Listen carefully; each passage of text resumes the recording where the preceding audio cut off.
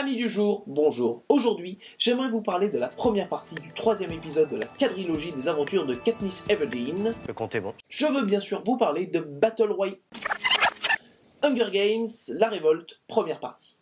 Pardon pour ce lapsus, c'est juste que le film Battle Royale de Kenji Fukasaku est, à mon avis, obligatoirement une des inspirations de Suzanne Collins, l'auteur des romans Hunger Games. N'en déplaise aux producteurs, non, c'est pour rigoler. Non, c'est une idée originale, bien sûr, messieurs. Forever. Générique. Oui, non, mais Pardon.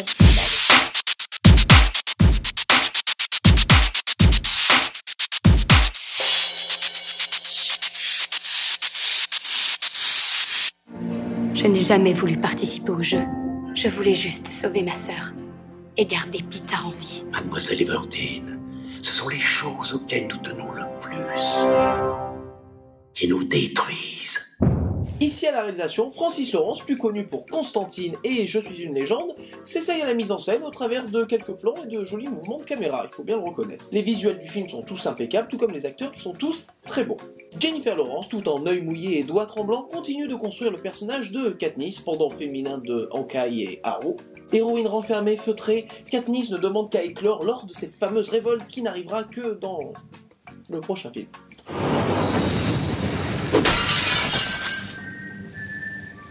Et oui, ce troisième Hunger Games, qui ne contient aucun Games, c'est clairement l'épisode bouche-trou. Le film ne semble avoir ni véritable début, ni véritable fin. Et c'est bien le problème des premières parties d'aujourd'hui, elles ne semblent exister que pour rapporter de l'argent et pour rallonger inutilement l'intrigue. Cela se ressent beaucoup notamment sur certaines scènes qui ont tendance à être un peu trop répétitives, comme le déplacement d'un personnage d'un point A à un point B, sur lequel on revient une demi-heure après pour faire à peu près le même parcours avec juste d'autres personnages, mais quand deux scènes veulent dire la même chose et se passent au même endroit, c'est juste une répétition. Et je vous parle même pas du nombre de fois où Katniss regarde un écran, la larmichette à l'œil pour faire Peeta. Encore une fois, ce fonctionnement de première partie est pour le moins bête parce qu'il casse l'énergie d'une histoire originelle tout en nous prenant pour des vaches à lait. Bon, après, qui est à blâmer? On peut pas vraiment vouloir au scénariste Danny Strong, Jonathan dans Buffy contre les vampires. Ah si, je déconne pas. Dont l'histoire semble avoir été coupée en plein milieu. Je pense qu'il faut évidemment se défouler sur les producteurs. Et c'est dommage de remarquer que le rapport entre les personnages, l'intrigue et l'énergie du film, encore une fois, semble totalement dilué au travers de la longueur du film. Bienvenue dans votre nouvelle édition de Cuisine et Cinéma. Aujourd'hui, les premières parties. À gauche, un film normal composé de 3 actes. À droite, un film de la même durée mais composé d'un seul acte. Nous mettons la même dose d'intrigue que nous remplissons de la durée de l'histoire correspondante aux actes du film.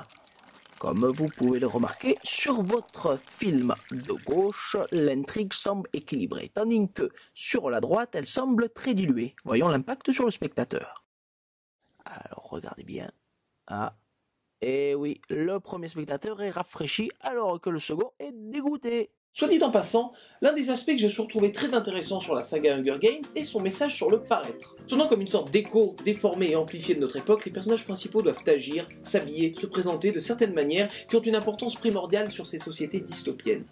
Et justement, dans ce contexte pré-révolutionnaire, l'utilisation de la propagande change les règles. Encore une fois, malheureusement, cela est seulement survolé et dilué dans cette intrigue molle.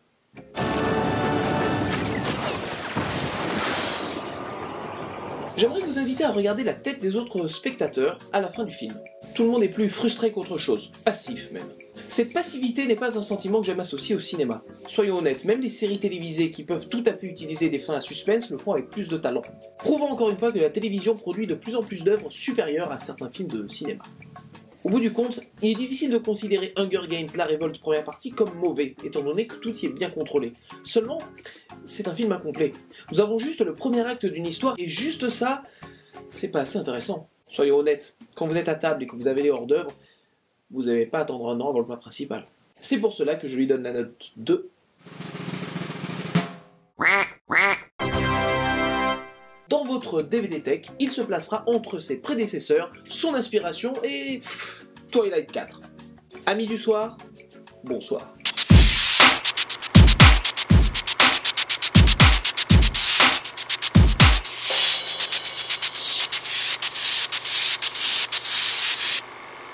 Vous avez aussi le sentiment que l'intrigue s'allonge? C'est marrant.